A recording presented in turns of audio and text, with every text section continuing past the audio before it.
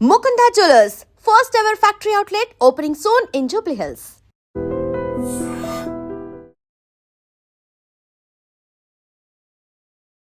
నమస్కారం, welcome to I dream.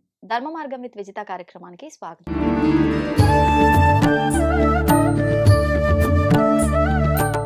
ప్రస్తుతం మనతో పాటు ఉన్నారు ప్రముఖ ఆధ్యాత్మికవేత్త బట్టిప్రోలు విజయలక్ష్మి గారు. ఇప్పుడు అమ్మతో మాట్లాడి మరిన్ని విషయాలు తెలుసుకుందాం. అమ్మ నమస్కారం. నమస్కారం అమ్మా. అమ్మ, ఇప్పుడు మనకి మార్గశిర మాసం అయిపోయిన వెంటనే మనకు ధనుర్మాసం ప్రారంభమవుతుంది. ధనుర్మాసంలో విశేషంగా మనకు వచ్చే ఒక విశేషమైన రోజు ఏదైనా ఉంది అంటే వైకుంఠ ఏకాదశి. ఈ రోజున ఆలయాల్లో అయితే చెప్పక్కర్లేదు, కిటకిటలాడుతూ ఉంటారు జనాలంతా కూడా. అసలు అంటే ఈ ఉత్తర ద్వార దర్శనం అని, స్వామిని ఈ ద్వారం గుండానే దర్శనం చేసుకుంటేనే అనుగ్రహం ఉంటుంది అని చెప్పి చాలా గట్టి విశ్వాసం. అంటే మిగతా రోజుల్లో కూడా దర్శనాలు చేసుకుంటాము, మరి ఈ రోజు చేసుకుంటాము, నిజంగా ఇంత వ్యత్యాసం ఉందా, ఈ ఉత్తర ద్వార దర్శనం ఈ రోజు చేసుకుంటేనే అంత ఫలితము అని చెప్పి, అంటే ఒక రకంగా ఎంత ఇబ్బంది పడతారంటే ఆ రోజున ఎట్లయినా స్వామిని దర్శించుకోవాల్సిందే అని చెప్పి మామూలు ఇబ్బంది పడరు, ఎక్కడెక్కడి నుంచో కూడా వెళ్తూ ఉంటారు క్షేత్రాలకైతే. దాని గురించి వివరణీయండి. అంటే ఏదైనా ఉంది అంటే దాని వెనకాల గట్టి ఆంతర్యమే ఉంటుంది. ఈ ఉత్తర ద్వార దర్శనానికి సంబంధించిన ఆంతర్యం ఏంటో తెలియజేయండి. దేవతా దర్శనం కదా, దేవతలకి ఉత్తరాయణం అంతా పగలు, దక్షిణాయనం అంతా రాత్రి. దక్షిణాయనం 6 నెలలు వారికి రాత్రి, ఉత్తరాయణం అంతా పగలు. దీనికి ఉదాహరణగా మనకి ఆషాఢంలో తొలి ఏకాదశి వస్తుంది. అప్పటి నుంచి చాతుర్మాస్యం అని చేసుకుని ఎక్కడా కదలకుండా ఒక చోట ఉండటం అనేది సన్యాసులకు కానీ వారందరికీ ఒక నియమంగా పెట్టుకుని చేస్తూ ఉంటారు.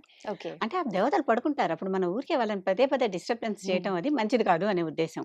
అంతేకాదు ఆ సమయానికి వర్షాకాలం అవి వచ్చి సన్యాసులు అంటే ఎప్పుడు తిరుగుతూ ఉండాలి కనుక అలా ఇవన్నీ గృహస్థులకి తర్వాత వాళ్ళ నుంచి వచ్చినాయి అంతేను. తిరుగుతూ ఉండాలి కనుక వాళ్ళు తిరగలేరు కనుక ఒక చోట సన్యాసి ఎక్కడ నిలకడగా అసలు 2-3 రాత్రులు కూడా ఉండకూడదు అనేది ఒక నియమం. అలాంటిది ఈ చాతుర్మాస్యంలో మాత్రం వాళ్ళు ఉండొచ్చు. అసలు గ్రామం దాటి కూడా వెళ్ళకూడదు అని అంటూ ఉంటారు కదమ్మా ఈ టైంలో. నియమాలు అవి. అంటే దాటితే ఆ దారులంతా స్లషీ రోడ్స్ కష్టంగా ఉంటాయి, ఎప్పుడు వాన పడుతుందో తెలియదు, ఒక చీకటి రాత్రులు అంతా మూసుకుపోయి ఉంటాయి కనుక ఈ చీకటి రాత్రులు ఇవన్నీ మొన్న అయిపోయినాయి కదా, అయిపోయి మళ్ళీ వెలుగు రాత్రులు మొదలవుతున్నాయి అని అర్థం అనమాట ఇది. దీనికి ఈ వైకుంఠ ఏకాదశి తొలి ఏకాదశితో ప్రారంభమైనటువంటి దక్షిణాయనం ఈ వైకుంఠ ఏకాదశితో ముగుస్తుంది. మళ్ళీ ఇక్కడి నుంచి వస్తుంది. కానీ మళ్ళీ మనం ఇంకో రకంగా చెప్పుకుంటాం. ఇదంతా ఏంటి, చాంద్రమానం ప్రకారం. చాంద్రమానం ప్రకారమేగా ఈ తిథులన్నీ మనకి 16 తిథులు వచ్చేది. 15 మళ్ళీ ఇంకొకటి అంటే అమావాస్య పున్నమి మొత్తం 16. ఈ 16 మనకు వచ్చే దాని నుంచే కదా. చాంద్రమానం ప్రకారం తొలి ఏకాదశితో మొదలైనటువంటిది ఈ వైకుంఠ ఏకాదశితో ఈ ఒక అయనం ముగిసి ఇంకో అయనం మొదలవుతుంది. అయనం అంటే ప్రయాణం, గమనం అని అర్థం. ఏ దిక్కుకు బయలుదేరుతుంటే ఆ దిక్కుకి దక్షిణ అయనం, ఉత్తర అయనం, అది లెక్క అంతే.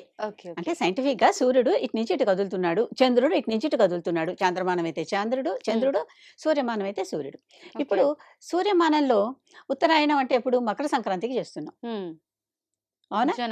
సరిగ్గా అంత 6 నెలల ముందర కర్కాటక సంక్రాంతి వచ్చినప్పుడు అంటే మిథున నుంచి రాశి నుంచి సూర్యుడు కర్కాటక రాశిలోకి మారినప్పుడు అప్పుడు అక్కడి నుంచి దక్షిణాయనం మొదలైంది. అవును, సూర్యమానం ప్రకారం. మళ్ళీ ఇక్కడ ధనుస్సు నుంచి మకరానికి మారినప్పుడు ఉత్తరాయణం ప్రారంభమైంది. అంటే ఇప్పుడు 2 రకాలైనటువంటి ఉత్తరాయణాలు మనకి ఇక్కడే కనిపిస్తున్నాయి. అంతేకాదు ధనుస్సు అన్నాం కదా, ధనుస్సు సంక్రమణం కూడా చాలా ముఖ్యమైనటువంటి సంక్రమణం. అంతకుముందు వృశ్చికం నుంచి ధనుస్సుకు వచ్చింది, ధనుర్మాసం మొదలైంది. అంటే అసలు వాళ్ళకి మనకి ఎలా అయితే కొంచెం తెల్లవారుజామున వెలుగు వచ్చి రాకుండా అలా ఉంటుందో అలాంటి వెలుగులో ఇప్పుడు వాళ్ళు బయలుదేరి లేచారు, కిందటిసారి లేచారు, ఉత్థాన ఏకాదశి నాడు లేచేశారు. లేచి చక్కగా ఇప్పుడు బయటకు వచ్చి ఉత్తరం వైపుగా పయనం మొదలు పెడుతున్నారు. కానీ కొంతమంది స్వామివారు యోగ నిద్రలోకి వెళ్ళారు, ఇప్పుడు నిద్రలోంచి నిద్రే కదా, నిద్రపోతున్న ఆ తొలి ఏకాదశి అప్పుడు నిద్రలోకి వెళ్ళాక మళ్ళీ పరివర్తన ఏకాదశి ఒకసారి పొర్లి ఇటు తిరిగి పడుకుంటారు. ఇప్పుడు పొరలటం కాదు, ఇప్పుడు ఉత్థాన ఏకాదశి లేచేశారు, లేచేశాక ఇప్పుడు బయటకు వస్తున్నారు కనుక ఉత్తర దిశకి పయనిస్తూ ఆయన ఉత్తరం వైపు అంటే ఏంటి, దేవభూమి. ఇప్పటికి కూడా మన ఉత్తరాఖండ్ అటువైపు అంతా దేవభూమి అంటాం. ఆ ప్రాంతాన్ని అంతా హిమాలయాలు అవన్నిటిని మనం దేవభూమి అనే పద్ధతి మనకున్నది. అంటే ఆ దేవభూమి వైపు వారు నిద్రలేసి వెళ్తున్నారు కనుక అటు వెళ్తున్న వారిని మనం చూస్తే, ఎదురెళ్ళి చూస్తే చాలా పుణ్యం అనేది. అంటే వాళ్ళ పవిత్ర కార్యాలు మొదలు పెట్టడానికి వెళుతున్నారు అని అని మనందరికి విశ్వాసం, నమ్మకం. మనం గ్రంథాలన్నీ పురాణ గ్రంథాలని చెప్పిన ఈ విషయం. అందుకని ఆ ఒక్క రోజే వెళ్ళరుగా, ఈ 6 నెలలు అటే పయనం వాళ్ళది. ఓకే. ఈ ఒక్క రోజే కాదు. ఒక్కరోజు వెళ్ళి అక్కడ ఆ! ఆగిపోయే పద్ధతి కాదు కదా! అవును. అవును. ఏకాదశి ఒక్కరోజే ఉంటుంది. ఉంటుంది. అది మొదలు పెట్టిన రోజు ఎప్పుడో ఒక రోజే ఉంటుంది. హ్మ్. హ్మ్. ఎవరో ఒకరు ఎప్పుడో అప్పుడు మొదలు పెట్టాలి గదా! ఒక అడుగేసి ముందుకి అన్నట్టుగా వీళ్ళు ఒక అడుగేసి ముందరకు మొదలుపెట్టే రోజుది. ఓకే. ఓకే. మొదలుపెట్టే రోజే దర్శనం చేసేసుకోవాలని లేదుగా. హ్మ్. ఇక్కడ ఇంకో చిన్న మాట కూడా చెప్తా. పుష్కరాలు మొదలైన రోజే స్నానం చేసేయాలని లేదుగా. 12 రోజులో, లేదు 20 గానీ రోజుల్లో ఉంటాయి కదా! లేదు గానీ మీరన్నట్టు అలా చెయ్యకపోయినా, ఆ రోజుల్లో ఎప్పుడైనా చెయ్యొచ్చు. ఒక్కొక్క రోజు చేస్తే ఒక్కొక్క విశేషం అంటారు గదమ్మా! అది. అంతే కాకుండా పుష్కరం అంటే 12 ఏళ్లకొకసారి. ఆ సంవత్సరం అంతా ఆ నదిలోనే పుష్కరుడు ఉంటాడు. హ్మ్. ఆ సంవత్సరం మొత్తం మీద ఎప్పుడైనా సరే మధ్యాహ్నం 12 గంటలకి పుష్కరుడు ఆ సమయంలో ఆ నదీ జలాల్లో ఉంటాడు. ఓకే. కనుక ఆ సమయంలో 12కి మధ్యాహ్నం పూట వెళ్లి అక్కడ స్నానం చేస్తే హ్మ్. పుష్కరుడు అక్కడ ఉంటాడు. కనుక మొదటి రోజే పడి గబుక్కున అంటే ఇదెలా ఉంటుందంటే ఒక గొప్ప సినీ యాక్టర్ బాగా అంటే సెలబ్రిటీ స్టేటస్‌లో ఉన్న సినిమా యాక్టర్‌ల సినిమా ఫస్ట్ రిలీజ్‌లో వెళ్ళిపోయి తన్నుకులాడి లోపల నలిగిపోయి చచ్చిపోయినట్టుగా కాకుండా, మనం తీరిగ్గా వెళ్ళే అవకాశాలు మన గ్రంథాలు మనకిచ్చాయి. అవేవి వినం. కానీ విశేషమైన అనుగ్రహం ఉంటుందంటారా? ఈ 6 నెలల్లో ఎప్పుడు స్వామిని ఎప్పుడు స్నానం దర్శించుకున్నా? చేసినా అనుగ్రహం ఉంటుంది. ఓకే. ఓకే. అది వాళ్ళ అవును. ప్రమాణం. ఓకే. ఈ సంవత్సరం అంతా పుష్కర కాలంలో ఎప్పుడైనా సరే మధ్యాహ్న సమయంలో వచ్చి 12కి అక్కడ స్నానం చేస్తే నేనప్పుడు అక్కడ ఉంటాను అని ఆయన చెప్పాడు. ఓకే. ఆ పుష్కరుడు ఉన్న సమయంలో స్నానం చేయాలనే కదా ఆరాటం అంతా. అవును. అలాగే ఈ ఉత్తరాయణం అంతా కూడా ఈ సమయం అంతా వాళ్ళు ఉత్తరాయణం వైపు ఉత్తరం వైపు పయనిస్తున్నారు. హ్మ్. పయనిస్తున్నప్పుడు ఎప్పుడు పయనించినా మనకు ఆ దర్శనం చేసుకుంటే హ్మ్. వాళ్ళు దేవభూమి వైపుకు వెళుతున్నటువంటి సమయం గనుక అంటే ఒక మహారాజ్ సింహాసనం వైపు వెళ్తున్నాడమ్మా. అవును. కనుక అలాంటప్పుడు చూస్తే మనకి బావుంటుంది గదా! బావుంటుంది. అలాంటిది ఇది. ఓకే. ఓకే. వాళ్ళందరూ మనకి రాజుల లెక్క కదా! అంతే. అంతే. అది. హ్మ్. అంతేకాదు ఇది మనమే కాకుండా ప్రపంచవ్యాప్తంగా అందరూ గూడా పాటిస్తారు. హుహుహుహు. ఈ ఈ అయనం అనే పేరు మన పేర్లు మనం పెట్టుకుంటున్నాం. అవును. అవును. వాళ్ళ పేర్లు వాళ్ళు పెట్టుకుంటారు. అంతే అంతే. గదా! అంతే. వాళ్ళ పేర్లు వాళ్ళు పేర్లు పెట్టుకుంటారు. పేర్లు వేరున్నప్పటికీ వేరున్నా ఆచారం సేమ్ ఆచారం ఉంటుంది. ఒకటే. Longest day of the year అని జూన్‌లో వస్తుంది. హ్మ్. హ్మ్. జూన్ 21, 22 ఆ తారీఖులో కొంచెం అటు ఇటు కొద్దిగా మారుతూ ఉంటాయి. ఓకే. ఓకే. ఆ టైంలో longest day of the year. అంటే హ్మ్. రోజుల పరిమాణం పెరిగింది.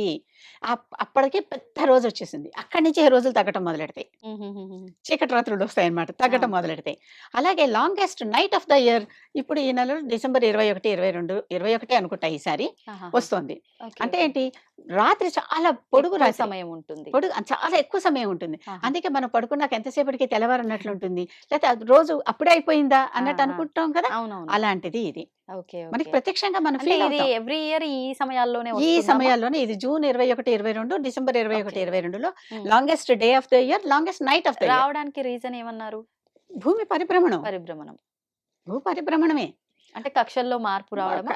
భూమి తిరుగుతోంది. అవును. సూర్యుడికి దూరంగా వెళ్తున్న కొద్దీ రాత్రి ఎక్కువవుతుంది. సూర్యుడికి దగ్గర తిరిగే దారిలో సూర్యుడికి దగ్గరగా దూరంగా వెళ్తూ ఉంటుంది కదా! అవునవును. కనుక ఈ రకంగా హ్మ్.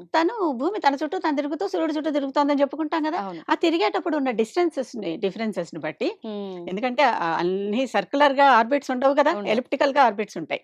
ఈ ఈ ఆర్బిట్స్‌లో తిరుగుతున్నప్పుడు ఒకసారి డిస్టెన్స్ పెరుగుతుంది. ఒకసారి డిస్టెన్స్ తగ్గుతుంది. హ్మ్. హ్మ్. దగ్గరగా వచ్చినప్పుడు longest day of the year ఉంటుంది. దూరంగా వెళ్ళినప్పుడు longest knight of the year ఉంటుంది. ఓకే. ఓకే. భూభ్రమణమే. అంతే. మళ్ళీ వెనక్కొచ్చి అంతా ఎటు తిరిగి సైన్సే. సైన్సే. ఒక్క విషయం ఇక్కడ సైన్స్ అన్నారు గనుక ఒక విషయం జాగ్రత్త చెప్పదలుచుకున్నా. హ్మ్. తెలిసిందంతా సైన్సే. హ్మ్. కానీ తెలియని సైన్స్ ఇంకా ఎంతో ఉంది. మన ఋషులు, సైంటిస్టులు, మన సెయింట్స్ కనుక్కొని దాచిపెట్టినటువంటి రహస్యాలు ఈనాటి సైంటిస్టులకు అందనివి చాలా విశ్వరహస్యాలున్నాయి. ఆ! కనుక తెలిసింది మాత్రమే పూర్తి సైన్సు అనుకోవటం అజ్ఞానం. అజ్ఞానం ఇంకా తెలియనిది చాలా ఉంది. ఉంది. ఎంతో ఉంది.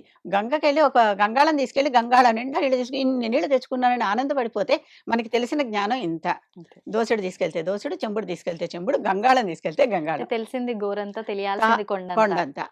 ఇంకా గంగంత విజ్ఞానం మనకి తెలియనిది ఉండిపోయింది. తెలియలేదు కనుక అది విజ్ఞానం కాదంటానికి ఎవరికీ అర్హత లేదు. అర్హత లేదు. అవును. ఆ తర్వా తెలియని దాని గురించి నువ్వు జడ్జ్ చేయాల్సిన అవసరం లేదు. లేదు. జడ్జి చేసినప్పటికీ చేసేంత జ్ఞానం మనకి లేదు. లేదు. లేదు గనకే మనకది తెలియబడలేదు. హ్మ్. హ్మ్. ఎవరికైతే ఆ జ్ఞానం ఉందో వారికి తెలియబడింది. అంతే. ఆ అవునవును. జ్ఞానం ఉన్నవారికి తెలియబడింది. అన్నీ అవును. అందరికీ తెలియవు కదా! కొన్ని అవును. కొందరికి తెలుసు. అంతే. అంతే. అంతే. అంతవరకు మనకి ఓపెన్ చేస్తున్నాడు దేవుడు. హ్మ్. అంతవరకు మనం తెలుసుకుంటున్నాం. అంటే అంటే నువ్వు ఏ విద్య సమయంలో ఎంత తెలుసుకోవాలో అంత ఆయన ఇస్తున్నారు. ఇస్తున్నారు. హ్మ్. ఇస్తుంటే అది మనకి తటస్థపడుతోంది అంతే. తెలుసుకోవటం. అంతే. అంతే. అది తటస్థపడుతుంటే తెలుసుకుంటున్నాం. అదే హ్మ్. జ్ఞానం.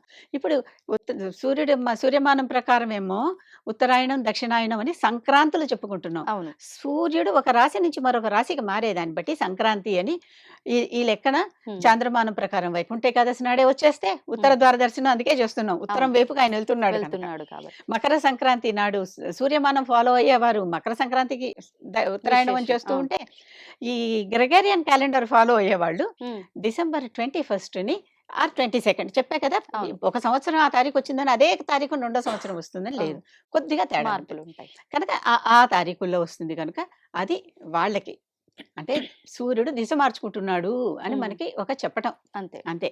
దానికి ప్రతి నెల మన సంక్రాంతి వస్తుంది. మరి ఎందుకమ్మా ప్రతి నెల సంక్రాంతి అంటే రాశి 12 విశేషంగా? రాశులు 12 రాశుల్లోకి సూర్యుడు ఈ రాశి నుంచి ఈ రాశికి, ఈ రాశి నుంచి ఈ రాశికి 12 నెలలు జంప్ అవుతూ వస్తున్నాడు. మరి మకర సంక్రమమే విశేషంగా ఎందుకు మకర జరుపుకుంటున్నాం? సంక్రమణ నుంచి సూర్యుడు దిశ మార్చుకుని ఉత్తరం వైపు వెళ్తున్నాడు. అప్పుడు దాకా ఓ. దక్షిణం తిరుగుతున్నవాడు ఉమ్, అక్కడి నుంచి మనం ప్రదక్షిణం చేసేటప్పుడు ఇక్కడ దాకా వెళ్ళి మళ్ళీ అక్కడి నుంచి డైరెక్షన్ మారట్లే, మారుతున్నాం. అది అది జరుగుతోంది. ఓకే. మొత్తం ఇది ఆర్బిట్ లో తిరగాల్సిన వాళ్ళే. ఉమ్, ఉమ్, అంతే. అంటే అది ఒక మార్పు. ఉమ్, కాలం అనేది చక్రం అమ్మ, అది నిరంతరం ఇలా ప్రవహిస్తూనే ఉంటుంది కాలచక్రం. అంతే. అక్కడ ఇది తుది ఇది మొదలు అని ఉండదు. ఉమ్, కాకపోతే మన సూర్యుడిని బట్టి మొదలుపెట్టి మన పంచాంగాలు కానీ, మన చూస్తూ జ్యోతిష్యం ఉంటాం. కానీ, మన పూజ నిత్య పూజ సంకల్పం కానీ, సూర్యోదయం నుంచి మొదలుపెట్టి సూర్యోదయం దాకా ఉమ్, ఒక రోజు అని లెక్కేస్తున్నాం. అవును. అవునా? అవును. ఒక దినం అని లెక్కేస్తున్నాం. అంటే మన దినం ప్రారంభమయ్యేది సూర్యోదయంతో. ఉమ్, కొత్త సూర్యోదయం వచ్చేదాకా ఈ దినం ఉంటుంది. మళ్ళీ ఉమ్, కొత్త సూర్యోదయంతో కొత్త దినం ప్రారంభమవుతుంది. మారుతుంది. కనుక సూర్యుడిని బట్టి మనం కాలం లెక్కిస్తున్నాం గనక ఇవాళ ఇప్పుడు మొదలైంది అని అనుకుంటున్నాం. ఉమ్, ఉమ్, ఉమ్, ఉమ్, అంతేగాని కాలం ఎక్కడ ఆగదు కదా, అంతే. దానిపైన అది చేస్తూనే చేస్తూనే ఉంటుంది. ఉంటుంది. కనుక వైకుంఠ ఏకాదశి నాడు వైకుంఠ ద్వార దర్శనం చేయకపోతే ఏదో అయిపోతుంది అని బాధపడి, ఉమ్, అంటే జేబులకి చిల్లులు పెట్టుకొని, ఆరోగ్యాలకి చిల్లులు పెట్టుకొని, ఉమ్, మనుషులు నలిగిపోయి ఆ తొక్కిడిలో ఇబ్బంది అంత పడాల్సిన పడాల్సిన అవసరం లేదు. ఉమ్, నేను భక్తురాలినే, నాకు చుట్టం ఇష్టమే. అయినప్పటికీ దేనికైనా ఒక రిస్క్ ఫ్యాక్టర్ కూడా ఉందని ఆలోచించాలి కదా. కరెక్ట్ అమ్మా. అవును. నిజంగానే పుణ్యం వచ్చేస్తుందా? ఎంత పాపికైనా ఆ రోజు వెళ్తే పుణ్యం వచ్చేస్తుందా? వస్తే అందరికి రావాలిగా. వెళ్ళిన వాళ్ళందరూ ఎలాంటి వాళ్ళు? ఉమ్, వాళ్ళు కొనుక్కునే ఆ టికెట్లన్నీ ఎలాంటివి? ఉమ్, నిజంగానే తిరుమల తిరుపతి దేవస్థానం వంటి అదొక్కటే అని నేను చెప్పటల్లా, వంటి కొన్ని సంస్థలు ఈ 6 నెలలు ఎందుకు ఉచితంగా ఉత్తర ద్వార దర్శనం కల్పించకూడదు? నిజంగానే నాదో ప్రశ్న. నా మనసులో రేగిన ఒక ప్రశ్న. ఉమ్, ఆ ఒక్కరోజు పోనీ ఆ ఒక్కరోజు టికెట్ ఎట్టండి తీసుకోండి. 10 రోజులు ఏకాదశి ఉండదు కదా. ఉండదు. మొన్నటిదాకా 10 రోజులు టికెట్లు అమ్మారు. ఎందుకు? ఉమ్, ఏకాదశి వచ్చేది ఒక్కరోజే. ఒక 24 గంటల కాలం. ఒక్కసారి ఏకాదశి 2 రోజులకి ఇలా స్ప్లిట్ అవుతుంది. అవును. అంటే ఇవాళ మధ్యాహ్నం వస్తే రేపు మధ్యాహ్నం రేపు వెళ్ళిపోతే మధ్యాహ్నం. 2 రోజులు మొత్తం మీద ఎలా స్పాన్ మాత్రం చూసినా అంతే. 24 గంటలే. స్పాన్ మాత్రం అదే. అంతే. ఒకసారి 24 గంటలు కూడా ఉండదు. ఉమ్, ఒకసారి ఉమ్, 20 గంటలే కూడా ఉంటుంది. ఓకే. ఓకే. అందుకే కదా మనకి అవునవును.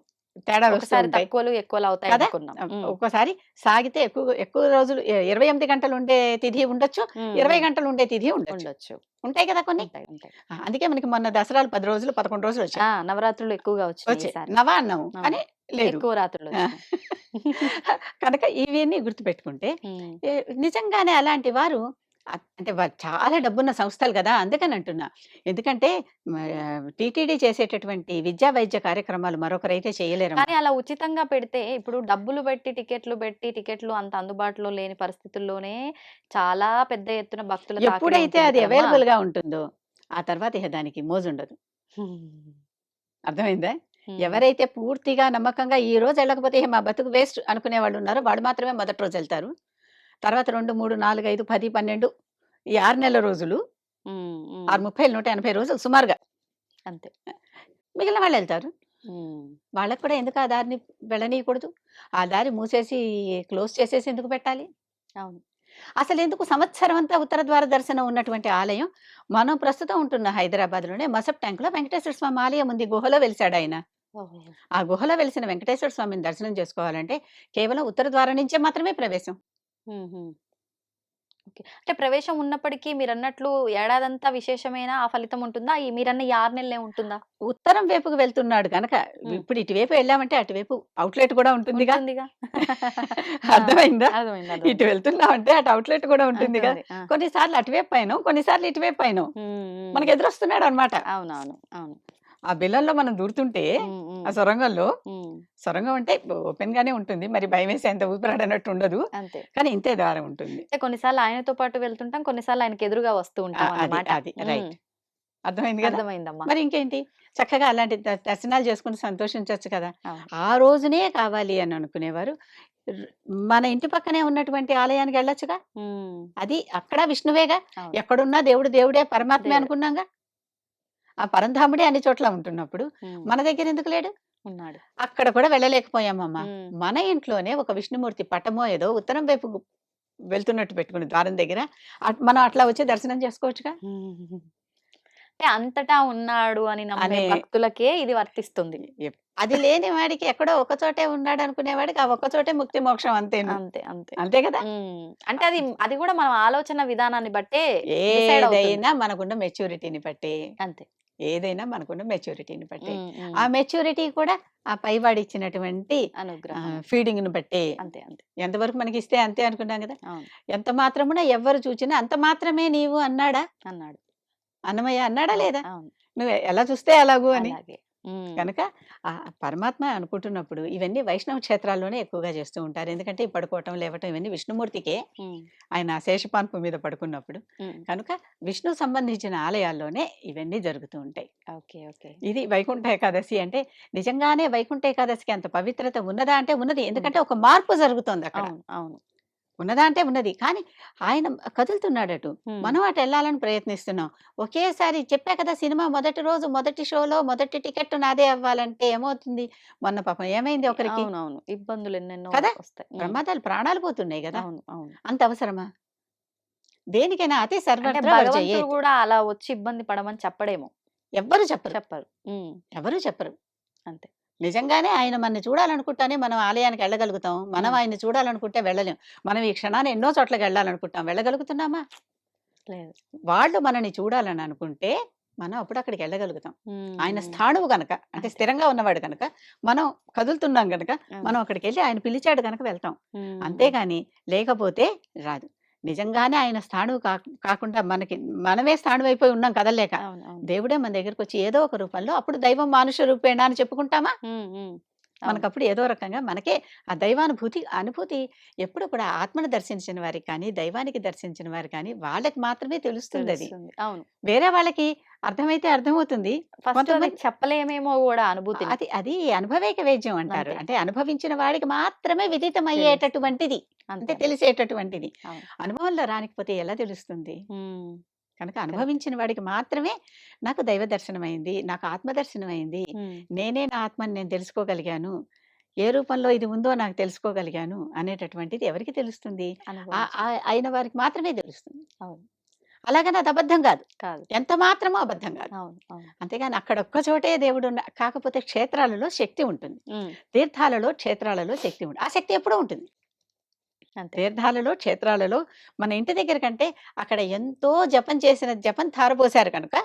అంతకుముందు చేసిన అర్చకులందరూ, అంతకుముందు చేసిన ఋషులు, అంతకుముందటి భక్తులు చేసి అసలు ఒక ఆలయం కడుతున్నారంటే ఎంత శక్తి ధారపోసి, ఎంత జపం, కోట్లు జపం ధారపోసి అక్కడ ధ్వజస్తంభం గాని, గోపురం గాని, విగ్రహం గాని ఎంత చేస్తే అవుతోంది? అంత జపం చేస్తారు. ఆ జపానికి సంబంధించిన హోమ, తర్పణ, మార్జన, భోజనాదులన్నీ కూడా చేస్తారు కనుకే ఆ జపం సిద్ధించి అక్కడ మనం రాయిగా తీసుకెళ్లి పెట్టినటువంటి ఒక మూర్తికి శక్తి వస్తుంది, మహత్వం వస్తుంది. కనుక తప్పనిసరిగా క్షేత్రానికి, తీర్థానికి మహత్యం ఉన్నది, లేదని నేను అంటల్లా. కానీ ఒకేసారి అప్పుడు మాత్రమే ఉంటుంది, మళ్ళీ ఉండదు అనేటటువంటిది అమాయకత్వం. కొంత మన మీద మనకి నిగ్రహం ఉండాలి. అసలు ఏకాదశి వ్రతం అంటేనే ఇంద్రియ నిగ్రహం కదా.